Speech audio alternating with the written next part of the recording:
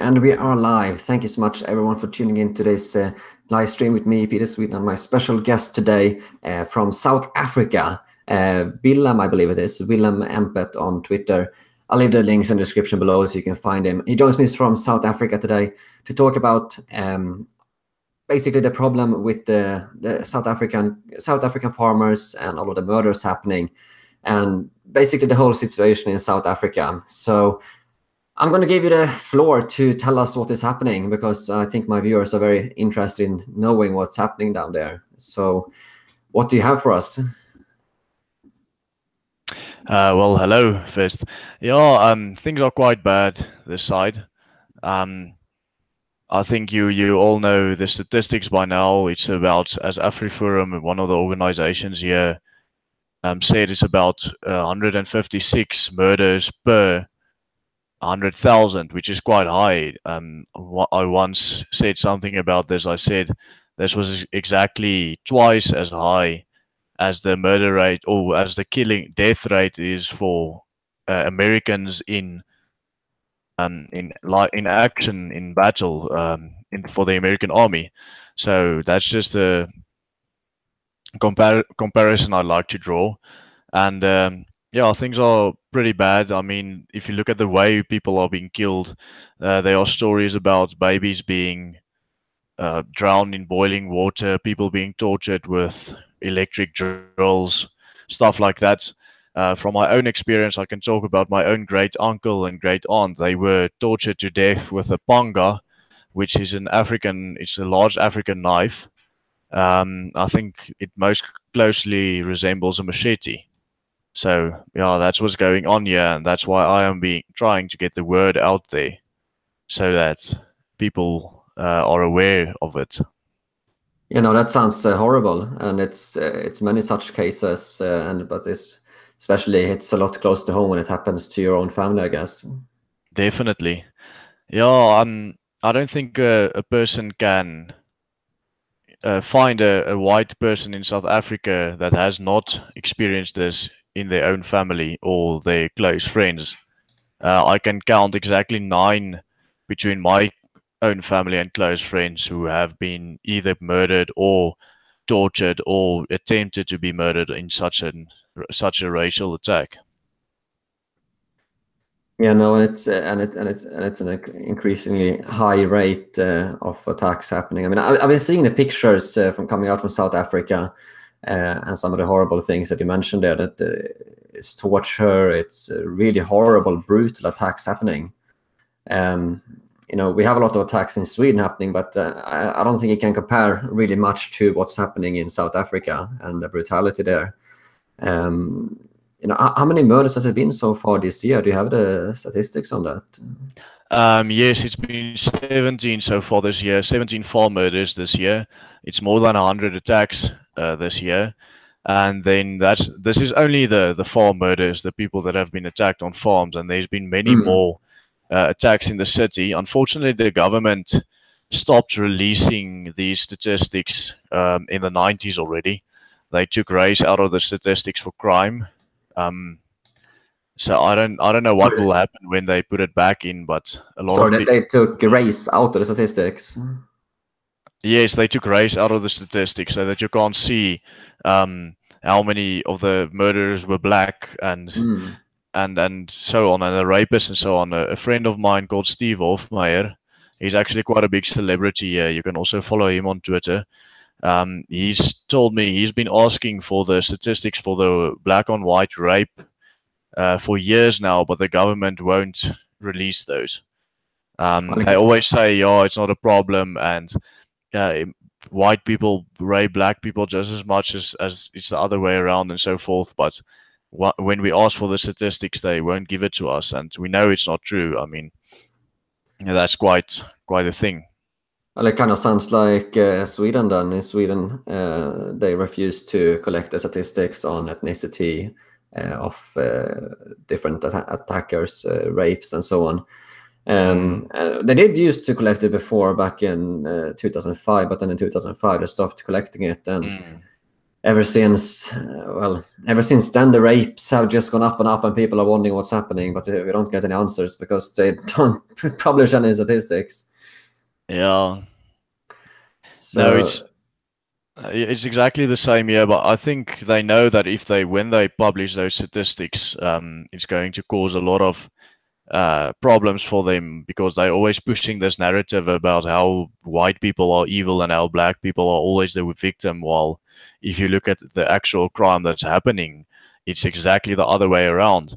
I mean, if you look at our news, I've never in my life read a news article about a black woman being raped by a white man, but I've read a lot of articles about white women being raped, and the newspapers also leave the ethnicity of the attacker out. But if you are from South Africa and you read that news article and you know which surnames or which ethnicities, and you can immediately tell that the attacker was black.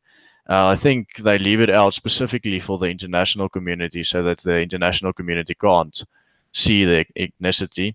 But yeah, as I said, us that know the surnames can easily see it.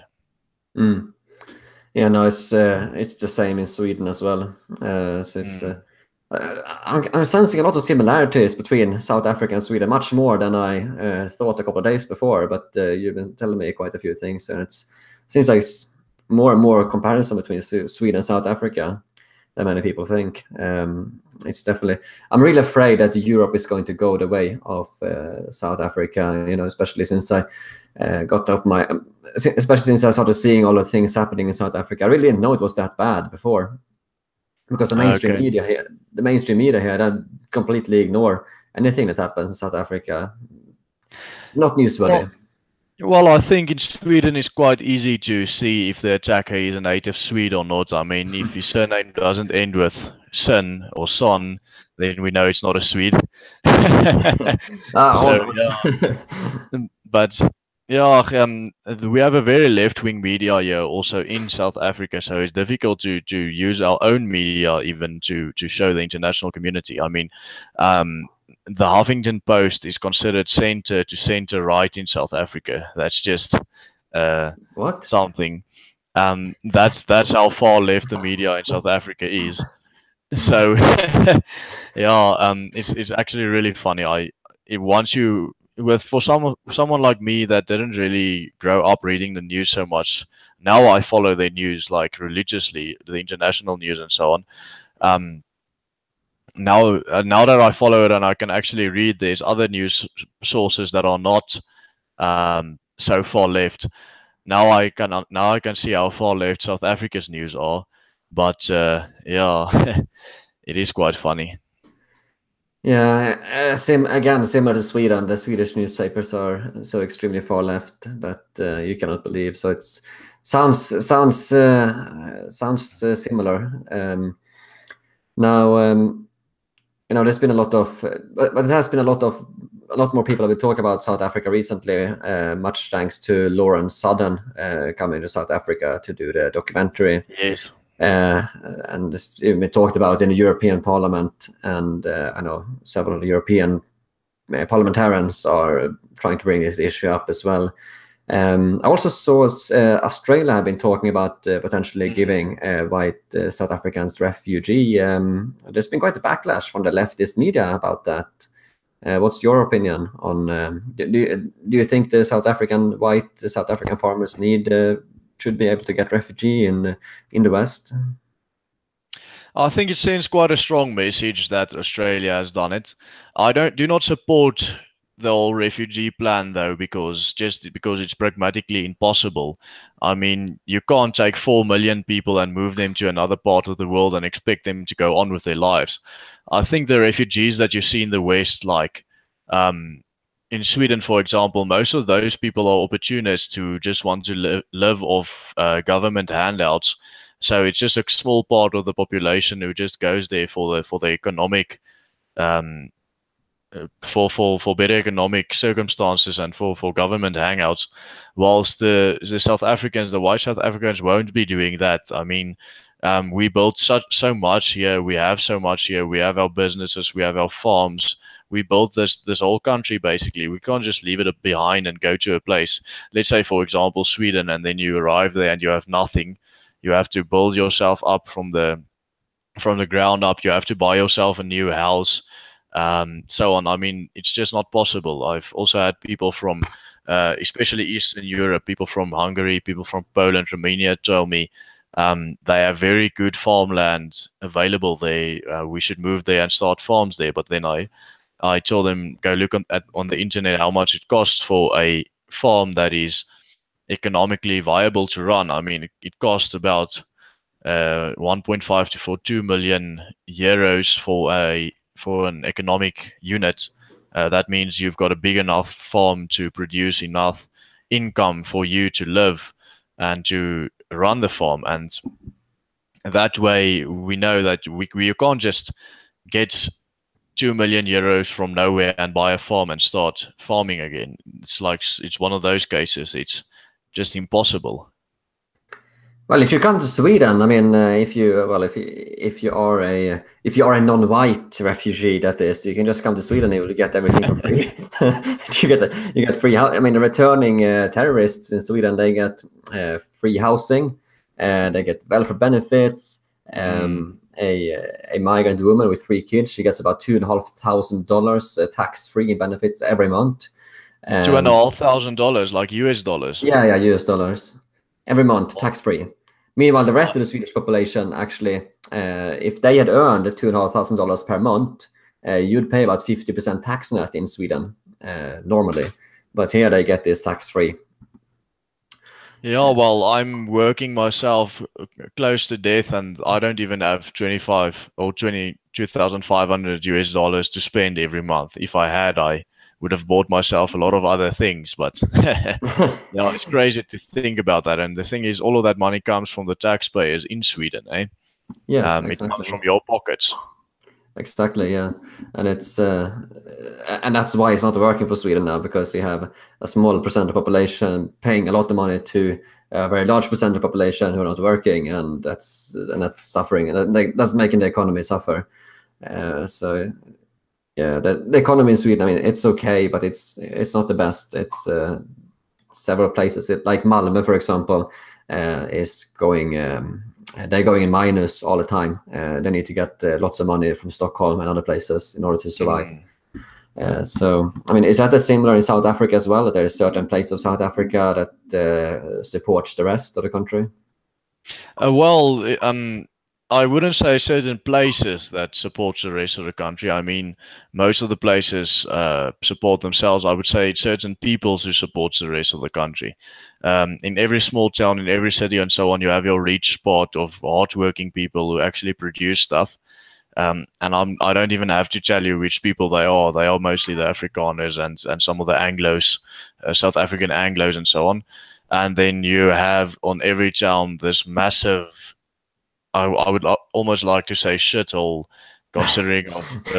consisting of all these shacks and so forth of people who just illegally come and occupy land around the city and so on, and then they receive handouts from the state. Not as much as Sweden gives their refugees, but they would receive about, let's say, $300-400 a month for support, a mother with a child or so, if they don't have work. And the thing is, actually, there was an article on the joblessness in South Africa, the unemployment, that's a correct word. The unemployment in South Africa broadly is now 35.5%. And I think the actual number is actually higher than that. Wait, what, did you say 55%? 35. 35? Yes, 35. Oh, that's quite bad. Yeah, but I think the actual number might be closer to 50% if you drive through the city and you see how many people sit on the streets doing nothing every day. And why doesn't and why don't, do you have any ideas why they don't go do anything? Why doesn't the government put them into work or something? I mean, that should be. I think that our biggest problem is the minimum wage here. and the minimum wage is also going up on the 1st of next month. And as a farmer, it becomes impossible to pay your laborers. I mean, most of the unskilled black laborers are now employed by farmers, but then they raise the minimum wages, and then the farmers can't pay them anymore, so they have to let them go. And then many of the attackers that come back are people that have been let go from the farm, and I mean, it's just not economically possible to have them with these high minimum wages. So basically, so you said many of them that attack the farmers are former workers. So basically, they work on the farm and they feel unhappy that they don't have all of the land that the farmer has. So then he becomes jealous and goes and attacks them. Basically, I think that's motives, or that's a good explanation. And then many times when they have to be let go because of the raised minimum wages, that's just the final straw. Yeah, no, it's one thing I've been thinking about, a question I have, with all of the farm attacks, because I've seen some pictures coming out of some of the attackers wearing very sophisticated equipment, like mobile phone jammers. Yes. Do you know anything about that? Yeah, I've actually been talking to the people from the Transvaal Agricultural Union of South Africa, and they told me, they confirmed that the footage is real. It's from a farm attack. I've actually posted screenshots about this on Twitter as well. And then I did some research on that. That jammer that the person was carrying in his backpack was a massive military signal jammer. That particular one can jam signals for up to 2 kilometers. That's more than a mile in empirical terms. And that is a very, very, very expensive piece of equipment. That piece of equipment is probably more expensive than everything that was in that farmer's house. If you want to go by the by the notion that the farm attackers were actually robbers, it doesn't make sense, because they could just sell that piece of equipment for more than all the money they would get from selling all the stolen stuff they could steal. But in many cases, they don't even steal stuff. So the big question rises, where do they get this equipment from? And I've watched a video of Katie Hopkins where she said that the government, she's got a contact here in South Africa in the government and in the police that says the government and the police are involved in orchestrating these farm attacks. Now, of course, I myself would never say such a thing. I mean, that would put my life in danger to make such a statement. But yeah, she says that she heard it from actual officials. So you can go check that out. But yeah, as I said, that's not my statement. That's her statement. Yeah, it's. I think everyone should keep in mind, all of the viewers, that the ones that are in charge in South Africa are quite left-leaning. So yeah, I understand. Yeah, but yeah, that really passes me what the motive would be then. I mean, if someone had a military jammer like that, it obviously wouldn't be money. It would just be to attack. And I've seen some things. I haven't seen very much into this, but from what I understand, there is, I think it's in neighboring Zimbabwe, is it, where they have taken lots of land from the farmers? Are they doing that in South Africa as well, where they are reconfiscating farmers, or is that just something they're talking about? No, it's just a law that the government has passed the process to change the law that allows them to expropriate property without compensation. This is very important to say, that the amendment that they want to make to the Constitution is not just farmland, it's any property. It means the government can expropriate your house in the city, your car. They can basically expropriate anything. They can expropriate the clothes of your back. They can expropriate your cell phone. That would be the change of the law that they want to bring in. And the current president, Cyril Ramaphosa, actually said that he wants to change the law.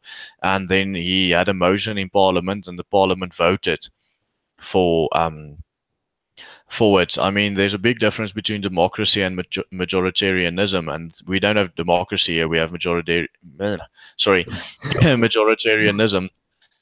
Yeah, my English. In any case, so our previous president, Jacob Zuma, actually said in government things like, we are the majority here in South Africa. We have more rights than you guys because we are the majority. It's actually from a speech he said in government. You can go look it up, and it's quite laughable to think about it, because I mean, all over the world, the majority, or there's usually specific minority protections or minority rights in a country. Except in South Africa, there's more than 150 laws that protects the majority from the minority.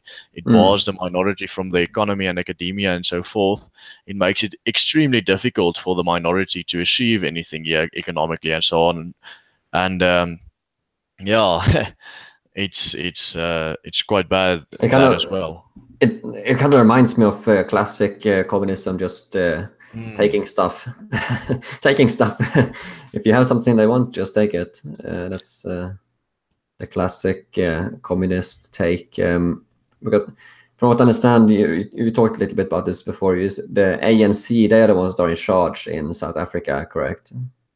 Okay, there are actually two parties in a coalition ruling South Africa. The coalition is between the ANC, the African National Congress, and the South African Communist Party is the other party. And they have a 50-50% coalition between the two of them. And both the ANC and the South African Communist Party describes themselves as a communist, the ideology. The ANC describes themselves as Marxist-Leninist, and the South African Communist Party just calls the ideology communist. And then we also have Malema here, the big mouth, the guy who basically chooses all the motions, but he controls a minority party of. He's got about 10% of the support from voters in South Africa, but he considers himself a Maoist, Stalinist ideology. So that's quite bad. I mean, we're living in South Africa is the closest thing you can get to the old Stalinist, Maoist communism that existed before the end of the Cold War. Yeah, no, that's probably explains why the situation for white farmers in South Africa is going the way it's going, because it seems like the communists here in the West as well, in Europe, they kind of really don't like white people either. It just seems to be something in their ideology, at least here in Europe. I see someone in the comments are asking if I missed the apartheid years. Yeah, I just want to point out that I was born 6 years after apartheid ended, so I can't miss something that I never experienced. But I think it would have been better to actually be protected and not be killed off and attacked on a twice daily basis. Yeah, thank you so much. I think that was a super chat from Mulla Viking, I believe. Thank you so much for super chat there. An interesting question. Yeah, it's yeah, I don't know. I'm not going to advocate for apartheid, but I think the situation now is probably more that you're getting kind of a reverse apartheid more. It's more against the white people now, as opposed to real equality, I guess. Now, you know quite a bit about connection between the Swedish government and the South African, because from what I knew a little bit about this, but I think you know more. The Swedish government and the South African government, you told me, Sweden has been very much into helping the ANC and these people get into power. I mean, what can you tell us about that? As you know, the party called the Swedish Democratic Party of Olof Palme. Socialdemokraterna, the Socialist Party, I would guess. Yes, the Social Democratic Party. Sorry, yeah. They of Olof Palme. They have always been a supporter of the ANC in Sweden, and they've dominated Swedish politics. And yeah, but the thing is, I think it's not them that's so much in support of the ANC as it's the same organizations that's lobbying them that was in support of the ANC. We have the society called the Open Society Foundation, which is very, very big in South Africa. And as you know, they're very big in Sweden as well. They are one of the main donors to the Social Democratic Party. And this Open Society Foundation in South Africa were actually lobbying the Swedish government, and the Swedish government under Olof Palme took a very strong stance for the communism in South Africa, for the communist takeover here. And it didn't get so much traction worldwide. And as you know, then Olof Palme was assassinated, and after he has been assassinated, the worldwide people started to support his motions a lot more, because it gained a lot of traction worldwide. The kind of things that he advocated for, and still today, those people of the Open Society Foundation is very active in South Africa. They started a website, a news site called Africa Check, which they fund as well, and that site actually started to debunk the myth, as they call it, of farm murders. And then they said there, yeah, but you know what, you can't really say farm murders are special, because, you know, there are a lot of more murders in South Africa, and there's a lot more black people being killed. But then they leave out the fact that the proportionality is much higher. I mean, there are 50,000 black people in South Africa. There are 50 million black people in South Africa. There are about 4 million white people. So they leave out the proportionality, and then the people who read it, especially the more uneducated or stupid people, don't realize this. And the other thing is, all these farm murders are black on white violence, while all the black murders in South Africa are black on black violence. So it's to say, yeah, just because the black people are killing each other in South Africa, it means that the white people can't feel bad about them also being killed by the black people.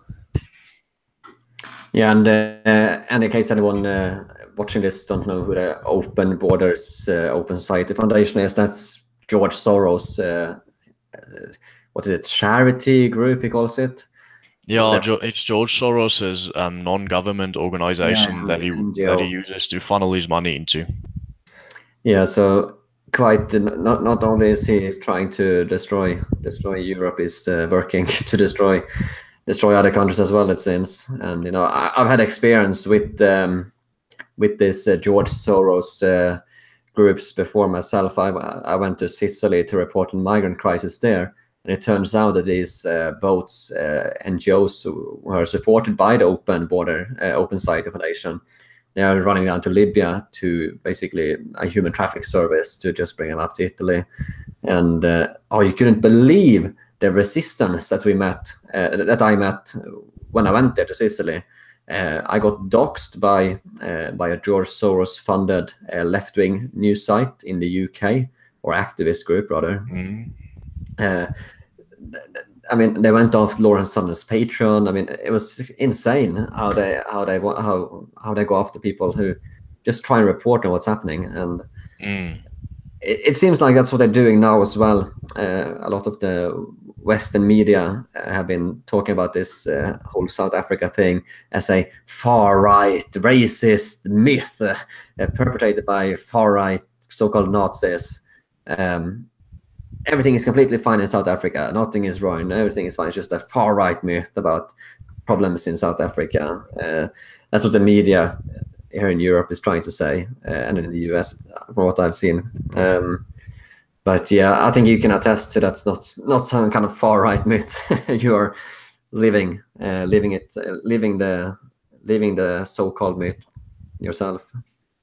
Yeah, I myself, I would not describe myself as far right. I would describe myself as libertarian. Most of my views are classically liberal, but that's not actually of the issue here at all. I mean, the issue here is the injustices that are being committed against people here, and it doesn't really matter what my political opinion is, in my opinion, while I talk about stuff like this. But of course, everyone that advocates for not killing white people in South Africa is being called a far-right racist by the media. I actually want to talk about this as well, the anti-free speech laws that we have here. A woman has actually been sentenced to 3 years in jail with 1 year suspended for saying an offensive word towards a black person, and that's really I don't think it happens anywhere else in the world except now Count Dankula in the UK. It happens in Sweden. Oh, does it happen in Sweden as well? Yeah, there's actually several cases right now of pensioners who wrote basically criticized mass migration on Facebook, and they're facing up to 2 years prison now for that. Oh, did anyone actually get sentenced to jail there for saying something like that?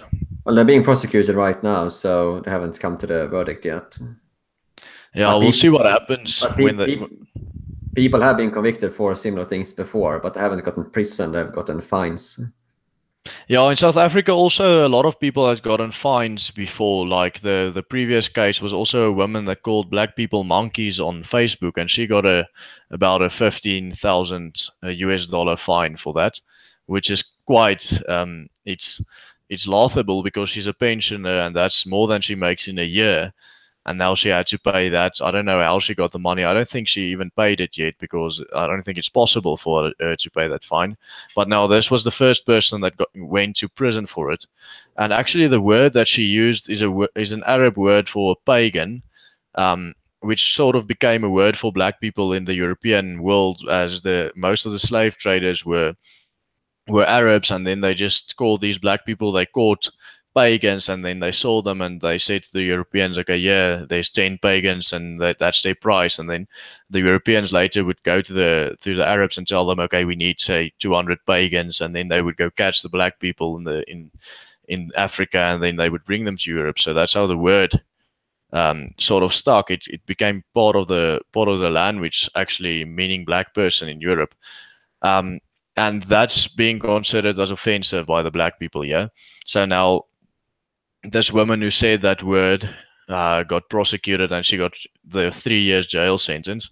And it's quite bad because actually a friend of mine sent me this message on my phone. He knows a person that was killed by a black person, and this person's brother said, okay, the person who killed and tortured his brother to death also got exactly the same jail sentence. He got 3 years in jail for killing this white person.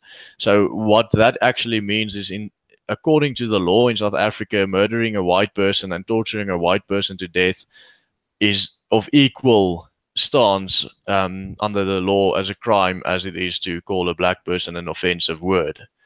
What? That doesn't seem really fair. It doesn't, eh?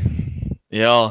And then also you get all these comments on Facebook and Twitter and all these places of black people saying much worse stuff. I mean, I'm actually on Twitter right now. I want to look for something, an example, see how fast I can find an example here on Twitter. But it shouldn't take too long. They say stuff like "kill all the whites" and so forth I get those all the time myself. Yeah, exactly. I get them. Also get them myself all the time. Yeah, someone commented on the fact that Winnie Mandela murdered so many people, and then this black woman commented, black people should understand that we did not have necklaces in our townships. We would still be living under worse conditions today. I would say these are not evil acts. Now, a necklace is actually something that was invented by the Mandelas, where they would put a tire around someone's neck and set the tire to fire so that that person will burn to death. And the reason why they do that is, in a normal European style, like the Catholic Church would burn someone, that person would be burned at the stake, and then he would actually die quite quickly of carbon dioxide poisoning. And now they put this necklace around a person's neck so that they burn to death, so that they can run around while they burn to death. And this will allow them to get fresh air all the time, so that they can actually die a lot more painfully and a lot slower, and actually die a lot slower and actually burn to death, actually die of pain. So that's the kind of comments we get here. And also another farmer was killed in a farm attack, and then this lieutenant in the army, no, sorry, he was a major. This major in the army commented, he said, this farmer, he was an 80-year-old pastor, the Reverend Bram van Wyk. He said, yeah, they should have actually poked his eyes out and cut his tongue off before they murdered him, so that the last thing that he saw was the black man's face before killing him, so that he can go die with this nightmare in his mind. And this was actually a major in the army, in the South African Defence Force, and he didn't get any what did you call it, punishment for that. He was just told, or apparently the army told him not to do it again. But I mean, he still has his job as a major in the army and so forth. So that's what we're dealing with here. And also the fact that he is a major in the army, such a high-ranking officer in the army, makes it very, very scary for us white people, because if he says stuff like that and he's got access to all the weapons the army has access to, then we don't know where we're going with that. Yeah, no, definitely. That's must be quite scary becoming a minority in your own country like this. I mean, that's what we are facing, looking at in Europe in 50 years' time. That, you know, there are already places like London and Malmö where the ethnic Europeans are a minority, and give it another 50 years, that might be more and more across the whole of Europe. I think that should be a warning for Europe to see kind of what's happening a bit in South Africa, and see, yeah, we really don't want that to happen everywhere. You know, we need to at least have some countries safe. I mean, how long do you think? I mean, do you think this is? I don't know how much you know about the situation in Europe, but do you see similarities to this could happen in Europe as well? Yes, definitely. I always say that South Africa and this rainbow nation that we have here, and multiculturalism and everything like that, is actually a blueprint for the West. I mean, you live in Sweden. I would say it's between Sweden and England who's the next South Africa. I mean, the same policies that we have here are now being implemented in Sweden and in the UK. That's what we can see there. And so as we know, all these ties that Swedish Social Democrat Party have with the ANC, and how their policy is actually exactly the same as the ANC and so forth, I would say there's not a coincidence there. I would say that this would lead to the exact same thing. I mean, if you look at South Africa, we are currently the highest raping country in the world. We have the highest rape numbers in the world, but there, right behind us in number 2, you see Sweden. So that's your country. And that's already happening, and I think it's really bad for Europe, and especially Western Europe, because I know that Eastern Europe, their politics is not the same as Western Europe, so they don't let all these multiculturalism in. I think you should remember I once tweeted, and I tagged you in the tweet, that where I had the statistics there of the rape numbers, and I said, well, you'll see, as you see, Sweden have not yet reach the levels of multiculturalism that's reached in South Africa. So yeah, how is it with the hand grenade attacks in South Africa? Hand grenade attacks, no, we luckily we don't have that too much. We have more gasoline bombs and so on that goes off. Okay. That seems to be the case for bombs here in South Africa. Yeah, no, in Sweden there was actually a restaurant in central Stockholm was bombed tonight. So it's I think there was 39 hand grenade incidents last year in Sweden, and 55 in 2016. So it's quite bad with on that side in Sweden. So where does all these hand grenades come from? They come from the Eastern European, the Balkans, from the Balkan Wars. Oh, okay. Yeah. I actually found that the rape stats, the UN rape statistics per 100,000 people.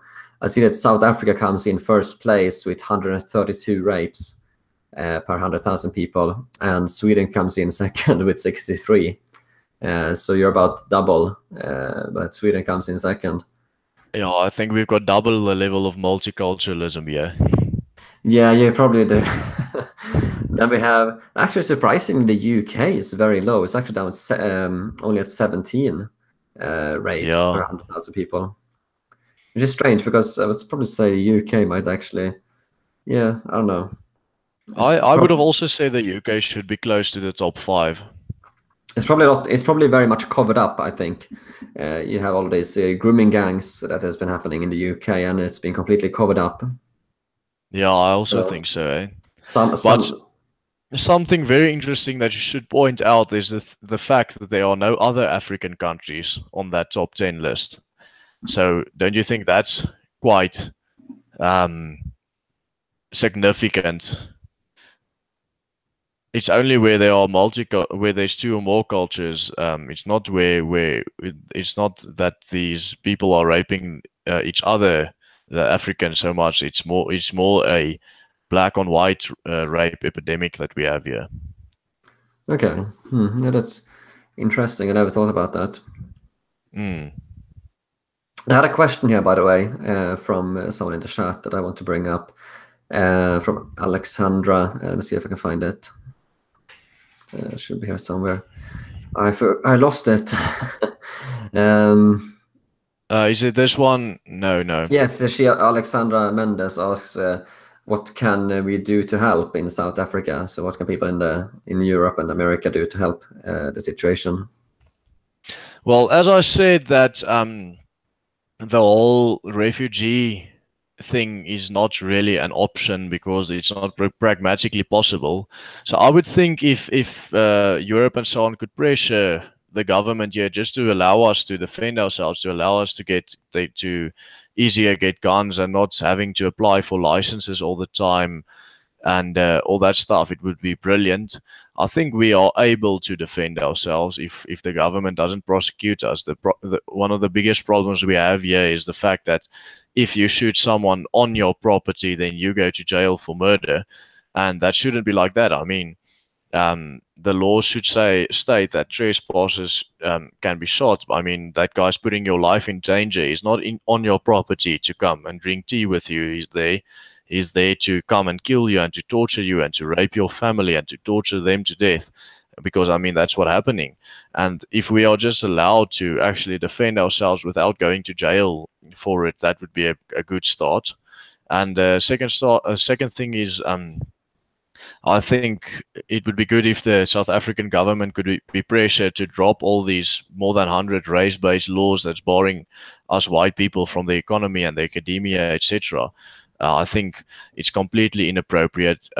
It's worse than anything during apartheid. There was nothing during apartheid that banned people from the economy. People were always free to start a business and sell stuff and so on. Nowadays, we have laws. If you want to start a business and you sell stuff, you have to have a black partner at least. And then as the bigger the business grows, the laws say the bigger the black share has to be. And when the business gets big enough, then it has to be 100% black and to do business. So, I mean, that's really bad. Well, that sounds like some extreme form of affirmative action. Yes, it's basically almost the same as affirmative action in the US. The only difference is it's just more extreme, as you said. Yeah, and that's actually really scary when you think of how they're introducing more affirmative action in Europe and the US like that. They're basically copying South Africa. Exactly, you see that in Sweden and the UK. When the police are hiring or when they're looking for some university position, or the BBC when they're hiring someone, they say we want that they're only hiring black people or ethnic minorities. You can't apply if you're white. That's discrimination, and it's all discrimination is bad. I mean, if you want to actually have real equality, it should be just the same laws for everyone, not just making up different laws for different people. Yeah, the problem we have here, the majority don't want different laws or the same laws for everyone. They want those laws to help them in life and so on. I mean, why wouldn't you say no, or why would you say no if someone hands you this on a plate and say we are actually writing laws in here to help you control the economy and so on? So yeah, I mean that's that's basically it. People vote for these laws, and the black people are in the majority, and they vote these laws into the law of the country. And I saw another good question here in the chat. I forgot who gave the question, but someone in the chat asked, "Are there any black people who are on your side, thinking that there's too much discrimination against white people?" Yes, there's a very small minority of black people that is on our side on the whole farm murders issue and so forth. We had the Black Friday march the other day, which we called the March Against the Farm Murders, and there were 5 or 6 black people there who pitched up and also marched against it. And we had a black political leader there. His name is actually called Terror Lakota. He's head of another political party called COPE. But as I said, it's a very, very small minority. His political party gets about, say, 1 or 2% of the vote in South Africa, and that makes it impossible for him to actually do something politically. Yeah, no, it's hard to do anything when you are in a huge minority. Yeah, exactly. Yeah, I mean, that's why you really don't want to become minority in Europe and the US, because then you just basically lose control of everything. Yes. Lose control of your own country. Yeah. We've been going for about an hour now, I think. Is there any... I'll see if we have any questions from the chat as well. And is there anything else you would like to... that I think is important to point out or want to talk about regarding these attacks and what's happening? Yeah, I think I've basically covered everything. Yeah, we'll just wait for some questions from the people watching, I think, and I can answer them quickly. Yeah. And I think then we can maybe end it, or what do you think? Yeah, no, that sounds good. Let's see if we find any questions here. See if anyone wants to ask any questions. I think we had someone here before. Let me see. Let me see if we can find any questions. Okay. Yes, I see just something just came up. Are you even reading the chat? Yeah, I think both of us are reading the chat, I think. Let's see. Here's one. What does he think about former ANC member Simon Ruchet and the Saitlanders? Yeah. I don't have enough knowledge about them to actually say something about them. As I said, or I said this previously in another interview, I don't really know them that well, because I only started to know about them when they went to America and started campaigning there.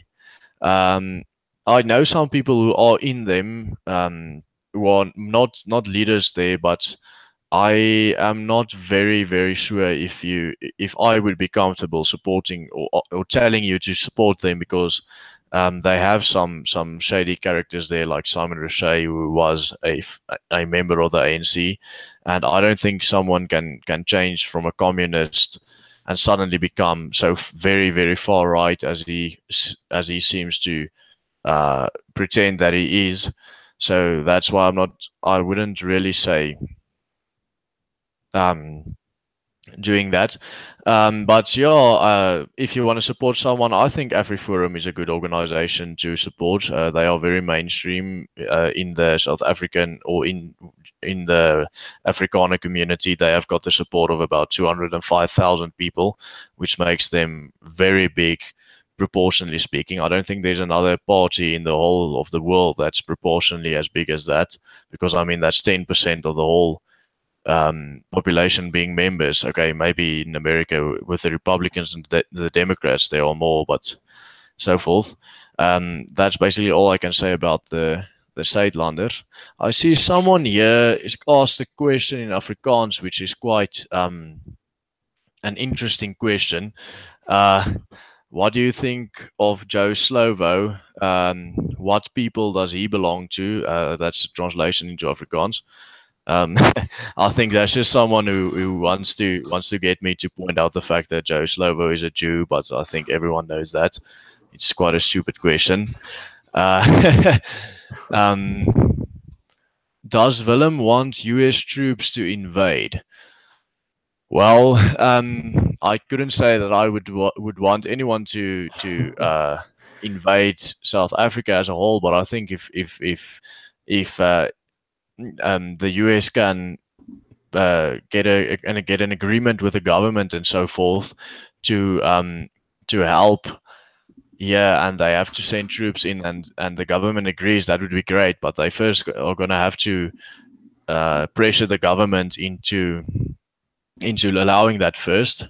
There's someone also saying it's looking like a exact pre-Holocaust. Okay, I would say that's quite accurate. I mean, we are being bought from the economy. We are being we have political leaders telling people to kill us, stuff like that. So I think that's really relevant. Yeah. Okay. Yeah. Yeah, that's basically okay. Here's another question. What about the Chinese? That's a very good question. Very, very good question. Yeah, the Chinese actually became very, very big in all of Africa since colonialism stopped. And they somehow got to convince all these Africans that they are here peacefully. But the stuff that they're doing and the advantage they're taking of these African countries are really, really, really much worse than I think European colonialism was. I think 50, 100 years from now, when we look at the history books, we would be very surprised at how bad the Chinese are treating them.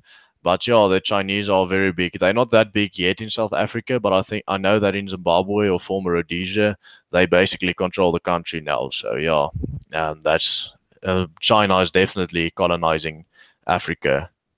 But no one seems to be caring about that. They seem to just be getting a free ride. Exactly. I think it's okay if China, or the mainstream opinion is it's okay if China colonize Africa, as long as Africa is not colonized by any Europeans. Everything's cool. Yeah, it seems to be that way for whatever reason. It's really strange. Double standards. I see someone ask, how is the church in South Africa? I don't really understand that question. I don't know if he wants to elaborate on that, maybe. Well, I guess I would presume he asks if there is a church in South Africa or if there's discrimination against Christians, I would presume. Oh, yeah, there definitely is. There's discrimination against Christians in South Africa. I know that Nelson Mandela, the first so-called democratically elected president of South Africa, was a very, very, very anti-Christian person. He basically kind of almost destroyed the church here in South Africa. He also signed in all the anti-Christian laws. He signed in the whole abortion thing, that people can get abortions at any stage of pregnancy, stuff like that. He took away much of the free speech that churches have, stuff like that. So yeah, the church is doing quite bad here because of those laws. They can't really preach the word or the gospel as pure as they should because of it. But yeah, sounds like classic communist tactics. I mean, everything here is communist tactics. These people learned from the KGB in the USSR and Cuba, and they basically applying everything they learned here exactly like that. Yeah, no, it definitely looks like that when you see from what you can see from outside, and that's a scary thing that these same people are trying to not only South Africa, but we're seeing more and more of it in Europe as well, and in the US, and that's yeah. We don't want more we don't want South Africa here over here in Sweden. Definitely not. But yeah, we will see what happens. Hopefully, there's some positives. I mean, there was a poll out recently that actually shows that the Swedish Democrats is actually the biggest party among the youths in Sweden, which actually surprised me, because I would have thought the Swedish youths would have been quite left wing, but they actually are more right wing than we thought. So there's definitely hope, and hope here in Europe for changing things around. But when it comes to the election situation, doesn't really look like it's that easy to change things around in South Africa, since you are in the minority. I see someone in the live chat here, Lotte Abram comments that they will be beheading Christians next. Well, maybe in the future, I don't know. Yeah. I've seen quite a few interesting questions here. The one was, what do I think about Orania, a sovereign white state in South Africa? And the other one is, do you think a state should be formed in Africa? And then this person says, Peter, you should also say your opinion. Firstly, I want to say Orania is not a sovereign state in South Africa. It's just a town where, or maybe you can call it a city even now, where white people started moving. And they actually bought up all the land to try and keep black people out of there. And they are not selling to black people. But it's not a sovereign state in South Africa. It's just a town of people who are trying to get away from black people for various reasons, crime being one, and stuff like that. And the other thing is, should whites form a state in South Africa? I think that would be very, very good to have a successionist movement, to have our own state here. I think we will do very well, since we are more than 70% of the taxpayers in or paying more than 70% of the tax in South Africa, and we are less than 5% of the taxpayers. So it means we would probably have quite a prosperous country if we were on our own. And I think it will also definitely help us to be a lot more safe. But there's no way the government would allow succession here, because I mean, it's obvious they're getting all of their taxes, or almost all of their taxes, from us. So yeah, I don't know what your opinion on that is, Peter. I really haven't thought very much about that. I think everyone should be allowed to have a homeland and be safe. That's really my opinion. If a separate state would be needed for that, maybe. Yeah, I mean, if you get to work, and yeah, it might definitely be an option, I think. Yeah, I see a question that comes up all the time is there a large Muslim population in South Africa? No, they're still in the single digits percentage-wise, but it's definitely by far the fastest growing religion in South Africa. So I hope that answers that question. Is that migrants, or is that black people in South Africa converting? There are quite a lot of migrants from up more north in Africa, as South Africa is still the most prosperous nation economically. A lot of people still migrate here, and some of them are Muslim. But I think also a lot of black people are convinced to to convert to Islam, because one of the biggest tactics of the Islam is to be anti-white, and to tell them that Christianity is the religion of the white man, and to tell them that everything that's white is bad. So they get a lot of people to convert to Islam by using those tactics, and I think that's why it's the biggest growing religion in South Africa. Yeah, interesting. Yeah, I'm just trying to see if there's any more comments.